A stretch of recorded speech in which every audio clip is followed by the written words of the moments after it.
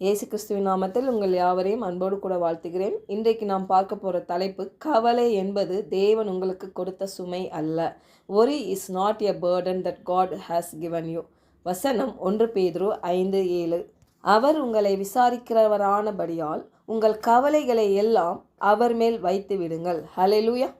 பாருங்க, ஜனங்கள் பயம், நிச்சயின்மை மற்றும் சோதனையில் வாழ்ந்த போதும் அவர்கள் கவலையெல்லாம் அவர்களை சுமக்காமல் தேவனிடம் ஒப்படைக்க வேண்டும் என்று இங்கே பவுல் துன்பங்களையும் எதிர்ப்புகளையும் சந்தித்து கொண்டிருந்த விசுவாசிகளுக்கு சொல்லுகிறார். அப்போது இன்றைக்கு நமக்குமே இந்த வார்த்தை அப்படி தான் பாருங்கள். இன்றைக்கு எவ்வளோ எதிர்ப்புகள், எவ்வளோ துன்பங்கள், எவ்வளோ நம்மளுக்கு பாடுகள் இந்த பூமியில் இல்லை. அதாவது இந்த கவலை படாதீங்கன்னு சொல்கிறது ரொம்ப ஈஸி. ஆனால் அந்த கவலைப்படாமல் இருப்பது தான் ஒரு பெரிய ஒரு சேலஞ்ச் பாருங்கள். அது உண்மையாக சொல்லப்போனால் நம்ம அந்த உலகத்தில் நம்ம கவலைப்படாதீங்கன்னு சொன்னால் கண்டிப்பாக அது வாய் மொழியில் தான் இருக்கும் தவிர உண்மையாகவே கவலைப்படாமல் இருக்க முடியாது. ஏன்னா அப்படி தான் பாருங்கள், இந்த சென்ஸில் நம்ம வாழ்ந்து கொண்டு இருக்கிறோம் இல்லையா. ஆனால் நம்ம மாம்சத்தில் இருந்தாலும் நம்ம ஆவிக்குரியவர்கள் என்று வேதம் சொல்லுகிறது. இன்றைக்கு நீங்களும் நானும் அவருடைய பிள்ளையாய் இருப்போம். ஆனால் உண்மையாக அவருடைய பிள்ளையாய் இருக்கிறோம் இல்லையா. அப்போ அவருடைய பிள்ளைகள் அப்படின்னும் போது அவருடைய ஆவி நமக்கு கொடுக்கப்பட்டிருக்குது. அதுதான் பரிசுத்த ஆவியானவர் நம்மோடு இணைக்கப்பட்டிருக்கிறார், ஒன்றிணைந்திருக்கிறோம். ஹல்லேலூயா.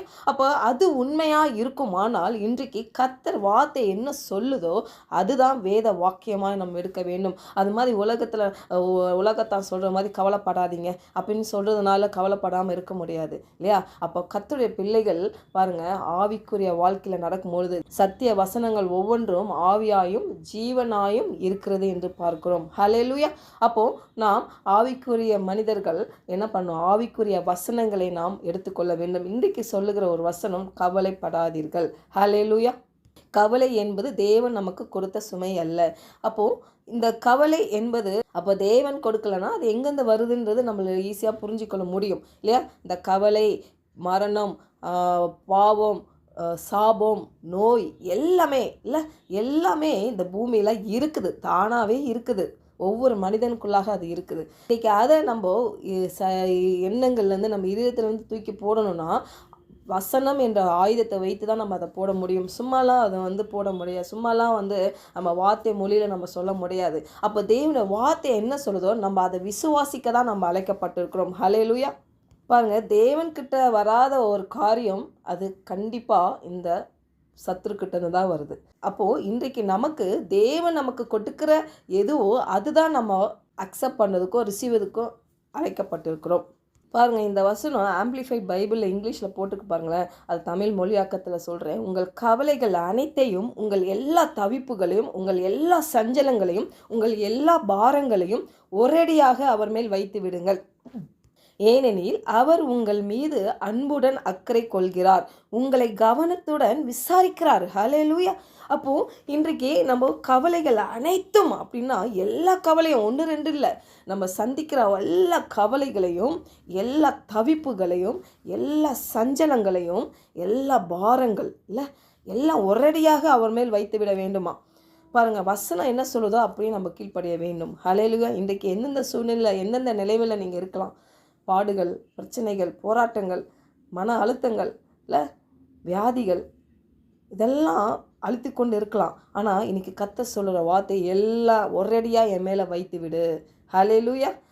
ஏன்னா நான் உன் மீது அக்கறை கொள்கிறேன். ஏன்னா நான் உன் தகப்பன், பரம தகப்பன். உன்னை கவனத்தோடு நான் விசாரிக்கிறேன், நான் கூட இருக்கிறேன் என்று சொல்லுகிறார். இன்றைக்கி அநேகர் பாருங்களேன், சரீரத்தில் பலவீனம் வந்தோடனே, வியாதி வந்தோடனே, ஐயோ கர்த்தர் ஏன் இதை அனுபவிச்சார், கர்த்தர் ஏன் எனக்கு இது கொடுத்தாரு, கர்த்தர் நான் என்ன பண்ணேன், இப்படி நம்ம சொல்லக்கூடவே கூடாது. ஏன்னா வியாதியமோ பலவீனமோ பாருங்கள், சாபமோ எதுவுமே கர்த்தர்கிட்டேருந்து வரவே இல்லை. இது 100% நீங்கள் உணரும் பொழுது, அதை விசுவாசிக்கும் பொழுது தான் பாருங்கள் இந்த தேவ வார்த்தைகள்லாம் அது வெளிப்பாடாக உங்களுக்கு பார்க்க முடியும். ஹல்லேலூயா.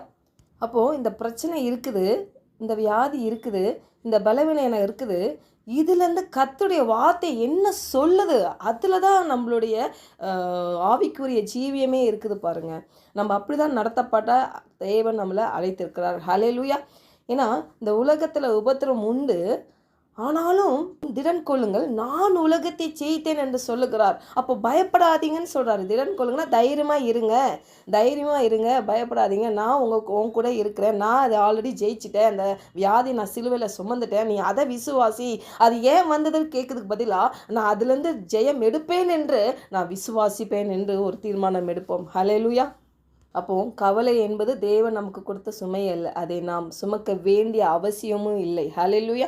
இயேசுவிடம் ஒப்படைக்க வேண்டும். பாருங்கள், ஒரு வாட்டி ஒப்படைச்சிட்டு விட்டணும் பாருங்கள். அனுதினமும் இதை நம்ம சொல்லணும்னு இல்லை பாருங்கள். தேவன் ஒரு வாட்டை சொல்லிட்டா போதும் பாருங்க. கர்த்தர் அற்புதமாய் நம்மளை அவருடைய வார்த்தையை நம்மளுக்கு கொடுத்து பரிசுத்த ஆவியானவர் மூலியமாக நம்மளை பலப்படுத்தி நம்மளை சத்துவத்தினால் நிரப்பி தெய்வீக சுகத்தினால் நிரப்பி அது கேட்ட அனுகூலங்கள், மனுஷனுடைய தயவுகள், தேவனுடைய கிருபை எல்லாம் நம்மளை நிரப்பும் பாருங்க. அதுதான் அவருடைய செயல்கள். ஹல்லேலூயா. அப்போ கவலைகள்லாம் அவர் மேலே வைத்து விடுகிறது, அது ஒரு விசுவாசம் இல்லை? விசுவாசத்திலே அது ஒரு செயல் பாருங்க. அப்போ ஜெபத்தில் நம்ம தேவனிடம் ஒப்படைத்த பிறகு அந்த பாரத்தை மனதில் தொடர்ந்து சுமக்காமல் என்ன பண்ணணும், அவர் செயல்படுவார் என்ற நம்பிக்கையில் நிலைத்திருப்பது தான் ரொம்ப முக்கியமாக இருக்கிறது. ஹல்லேலூயா. பாருங்கள், அவர் உங்கள் மீது அக்கறை கொள்ளுகிறவராக இருக்கிறார். இல்லை, நம்ம மட்டும் இல்லை, நம்ம குடும்பத்தில் இருக்க ஒவ்வொருத்தரையும், நம்ம எதிர்காலம், நம்ம தேவைகள் எல்லாவற்றையும் அவர் கவனிக்கிறவராக இருக்கிறார். விசுவாசம் கவலையை மாற்றுகிறது. ஹல்லேலூயா. அப்போ சூழ்நிலை உடனே மாறாவிட்டாலும் பாருங்கள், தேவனை நம்புகிற இருதயம் சமாதானத்தில் நடக்க முடியும். இன்றைக்கு நீங்களும் நானும் அப்படிப்பட்ட ஒரு சமாதானத்தின் நிறைவினால் தேவன் நிரப்புகிறார். ஹல்லேலூயா. அப்போ விசுவாசிப்போம். என் நாளைய தினம் இந்த தினத்தை விட சிறப்பாக இருக்கும் என்று நம்ம அறிக்கையிடுவோம். அப்போது என் வாழ்க்கையில் கவலைகளுக்கு நான் இடமளிக்க மாட்டேன். இல்லை, என் ஆதாரம் ஒருபோதும் வற்றி போகாத ஒரு ஆதாரத்துடன் இணைக்கப்பட்டிருக்கிறது. ஹல்லேலூயா. என்னோடு சேர்ந்து அறிக்கை செய்யுங்க. நான் பதட்டம், பயம் மற்றும் மன அழுத்தத்தை மறுக்கிறேன். தேவன் என் தகப்பன். நான் கேட்பதற்கு முன்பே அவர் என் தேவைகளை அறிந்திருக்கிறார். என் எல்லா தவிப்புகளையும், என் கவலை அனைத்தையும், என் எல்லா சஞ்சலங்களையும், என் எல்லா பாரங்களையும் ஒரேடியாக தேவன் மேல் வைத்து விடுகிறேன். என் வாழ்க்கையின் மீது கவலைக்கு எந்த அதிகாரமும் இல்லை என்று இயேசுவின் நாமத்தினால் பிரகடனம் செய்கிறேன். செபிக்கலாம். பரலோக தகப்பனே, இந்த காலை வேளையில் எங்களோட நீர் இடைப்பட்டதுக்காக உமக்கு நன்றி ராஜா.